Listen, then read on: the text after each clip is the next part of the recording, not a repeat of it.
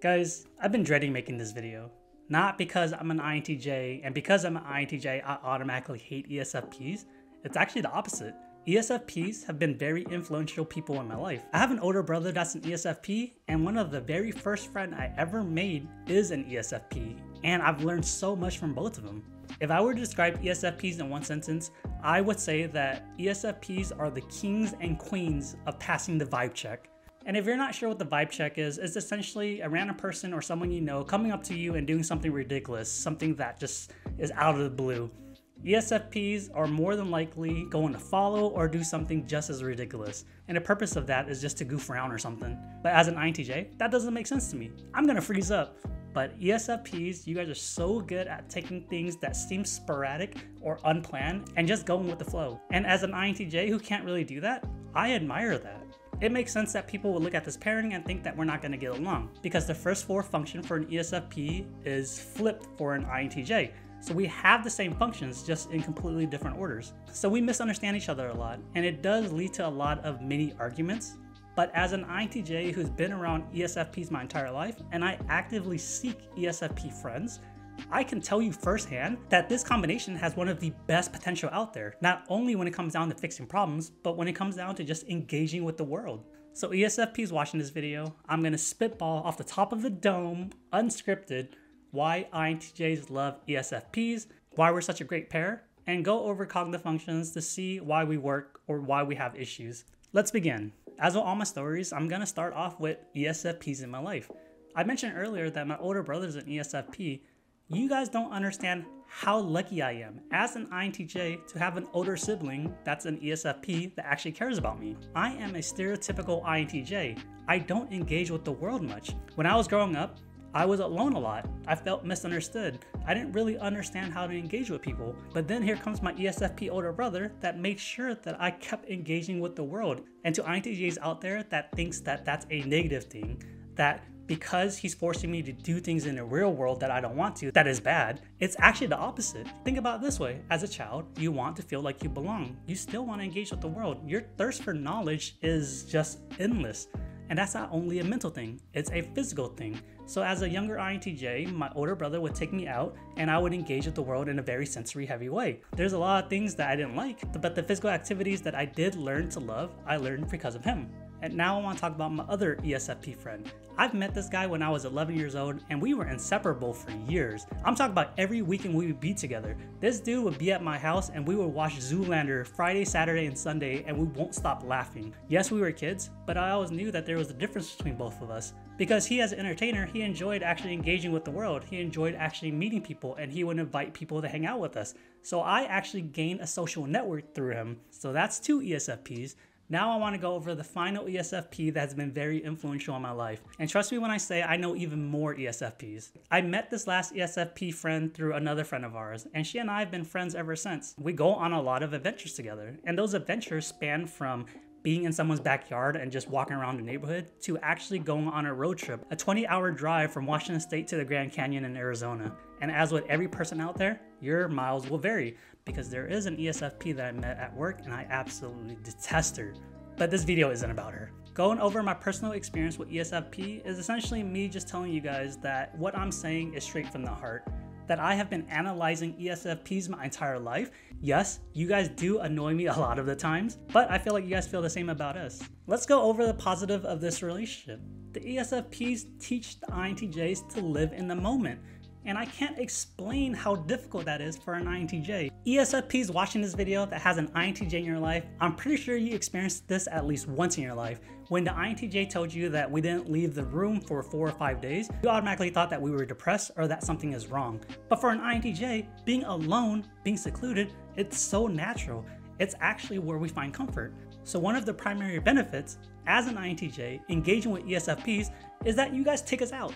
That's it. It's simple as that.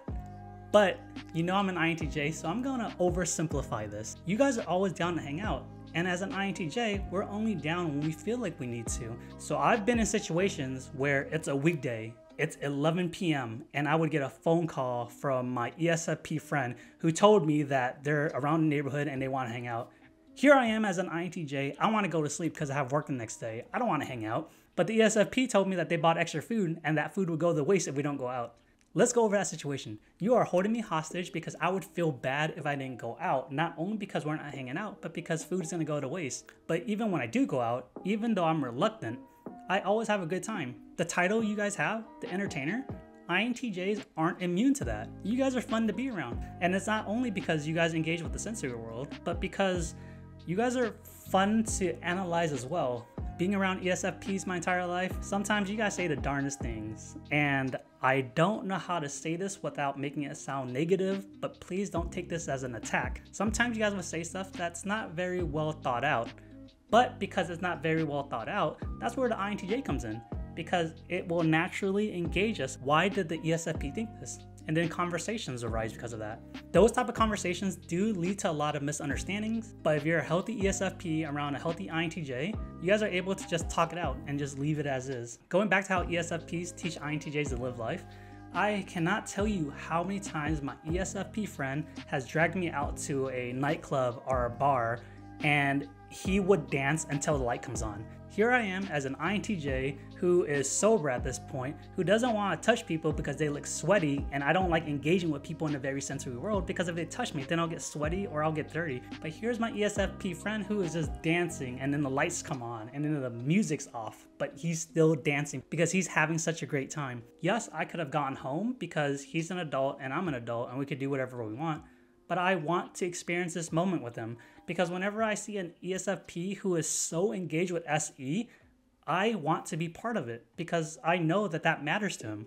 It's similar to how when an INTJ gets so into our head and when we talk about the abstract. When ESFPs hear INTJs talk about all these plans, all these ideas that we're ideating in, it doesn't make sense to you guys, but you guys are willing to listen to us because you guys understand that's how we are naturally. It doesn't make sense to you guys, but that's how we feel whenever we see you guys dancing until the light comes on. I cannot explain how many times I've seen my ESFP friend. She's like one shot away from blacking out or just passing out on the couch, and she would still pick up a pack of cards and make sure that we play card games. Her head's nodding, her eyes are barely open, but she wants to entertain people. It's so funny to witness because even though she's one shot away from being completely passed out drunk, she can't fight her natural instinct of wanting to engage with the world. And that's not just her either, that's what all my ESFP friends. You guys will keep going and going and going until someone stops you. And even when the music stopped like 5 minutes ago, you guys are still having the time of your life. And that's something that as an INTJ, I have tried to learn to imitate because it looks so fun to do. Going back to what I said earlier, one of the benefits of being an INTJ when it comes down to having an ESFP friend, you guys enjoy engaging with people and you guys tend not to overthink when you have different group of friends meeting because it doesn't matter to you guys because it sounds as if they're your friend here, then they should automatically get along with your friend over here. That's not how INTJs think. And honestly, I don't think that's how most people think. But because you guys are so inclusive when it comes down to the people that you care about, INTJs tend to meet a lot of people that way. So one of the weaknesses of an INTJ is that we don't meet people much because we don't engage with the world as much as other types is nullified if we are around ESFPs because we will meet people through you guys. And the benefit for ESFPs in that situation is that the INTJs will think of all the plans and will take care of all the things that needs to take care of so that we're both at our best. ESFPs tend not to realize the things that the INTJs do whenever we're around each other. Making sure that we're on time, making sure that we have the right equipment for what we do, making sure that everyone is present, making sure that we have gas in the car. There are so many little things that the INTJs do that the ESFPs will never be aware of because you guys don't think about it. And the INTJs don't care to be acknowledged for that because we want you to live the best life. Because when you live your best life, it will in turn affect us in a positive way, allowing us to live our best life. And that's a mutual understanding. It's such a beautiful thing for an INTJ to be around someone who will allow the INTJ for us to do whatever we want to do. Yes, you guys might not agree with it, but you guys will allow us to live life the way we want to because that's how you guys experience living the world. One of the traits about ESFPs that I think is absolutely amazing is how you guys become best friends with everyone that you meet. I can't tell you guys how many times I would go to the store with my friends or my older brother and then they would chit chat with the person across the clerk table and they would exchange numbers and then become best friends and then start texting each other and then want to hang out. I'm usually in the back just thinking to myself, all right, when are we gonna leave? Who is this person and why are we engaging with them? And when I think back at it, it's like, oh, the ESFP is building a relationship, and that's probably what I should do, because if he builds a relationship with this person, then I might be able to build a relationship with that person as well, and then it leads to X, Y, and Z type of thing. Another example that I have is that it was New Year's Eve. The ESFP friend and I, we were out waiting for an Uber, and because it's New Year's Eve, Uber took like 30-ish minutes. So we wanted to go to a bar to keep drinking. And we found out from the bouncer that it's a private event. And without missing a beat, the ESFP friend said that we were part of the event. So we got in. And when we sat down at the bar and ordered something, these two random people came up to us and asked us what we did in the company. And this is where the INTJ magic comes in. When it comes up to making ideas on the spot, she's not the best at, but that's what I excel at. So I created this story based off of what I was witnessing, the type of people that were there, what they were wearing. In addition to the sign we saw, she noticed it and she went with it. And we spent the next 30 minutes just lollygagging with a bunch of people we never met, just having the time of our life during New Year's Eve waiting for our Uber. That story is the epitome of our relationship, when we're able to build off of each other's strengths. Because one of us had an idea and we kept building off of each other. The ESFP will talk to this random person who happens to have a booth, become best friends with them, but once they start engaging with our own personal story, that's where I come in and I make sure that everything makes sense. And then we're in the VIP section, having drinks with these people we don't even know, just because we both decided we wanted to do it. So when we're at our best, whatever we decide to do, we're able to cover each other's weaknesses. Because of that, we can do almost anything together. Now let's explain this using cognitive functions. The first 4 cognitive function for an ESFP is flipped for an INTJ. So you guys lead with extroverted sensing and you guys end with introverted intuition, whereas for an INTJ, we lead with introverted intuition and end with extroverted sensing. The key thing to note about our cognitive functions is that we have the ability to understand what the other person is saying or what they're doing, but our focus is primarily on another function, which is completely different from, let's say, the ISFJs, because the ISFJs don't share any of the same 4 function as the INTJ. So going down the list of cognitive functions, the INTJ helps the ESFPs because we use NI. We start planning for things, making sure that things are taken care of before it actually even happens. Whereas for the ESFPs, you guys engage with the world and make sure the INTJ comes and enjoys the world with you, because the INTJs are just afraid of dealing with the sensory world. When it comes down to our second function, that's where the INTJ benefits the ESFP the most. Because we have extroverted thinking, not only do we think about the future, but we're willing to do what it takes in order to get us to the future that we both plan on getting to. Introverted feeling doesn't really affect INTJs because introverted feeling is a very personal thing, but we acknowledge and recognize that each person has our own preferences and things. And honestly, as an FI user, it's easier to get along with other FI users. Our third function is where most of our issues stem from. And it's not necessarily only because of our third function, but actually because of our trickster function, our 7th function. So for an INTJ, our trickster function is extroverted feeling. So it's very difficult for us to engage the room or to acknowledge whenever someone is feeling comfortable. And for an ESFP, your trickster function is introverted thinking. So you guys don't really think about the reasons or the logic or the why behind certain things. You guys care more about the efficiency and why things work. So there are situations where the ESFP will start talking about things and the INTJ will start asking why. And because introverted thinking is in the 7th slot, the trickster function for an ESFP, you guys will feel attacked. Why is the INTJ asking about the reasoning behind this? Because based off of what we know, based off of studies, right, this is the most efficient. They're using extroverted thinking at this point.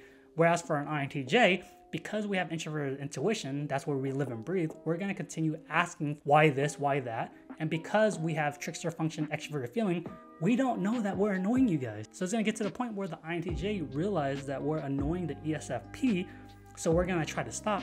But the ESFP is already annoyed at this point, so they're going to get confrontational with the INTJ. I've been in that situation so many times with most of my ESFP friends, to the point where it's pretty normalized with the people that are watching us. It's not uncommon that we bicker. One thing that I do want to say about our last cognitive functions is that because INTJs have extroverted sensing, it doesn't make sense for ESFPs whenever INTJs say that I don't want to go outside, I don't want to go out, I don't want to do anything besides stay in my room. You guys do get upset whenever we say that. And as an INTJ, I know it clear as day whenever I see an ESFP engage with NI. And I can honestly say that you guys are using it incorrectly, as in you guys are just missing a few steps. That's it. and the INTJ is more than happy to help out if you're receptive to feedback. The ESFP and INTJ combination is one of the most powerful combinations out there. Again, it's because one of our weakness is the other person's strength and vice versa. ESFPs, you guys are great at making people feel comfortable and honestly making us feel visible. I love the fact that you guys speak our language, so you communicate with us in a way that will make the INTJ leave our little cubby so that we can engage with the world. You guys are very intelligent, you guys are very capable, and I love the fact that whenever I'm around an ESFP, we're gonna do some type of shenanigan that most people can't even think of, that we can't even think of, but we're gonna have a great time doing it. And that is the reason why I believe INTJs love ESFPs. And that's all for my video, folks. If you enjoyed it, please leave a like, comment, or subscribe to support the channel. Thank you very much for watching this video. Bye.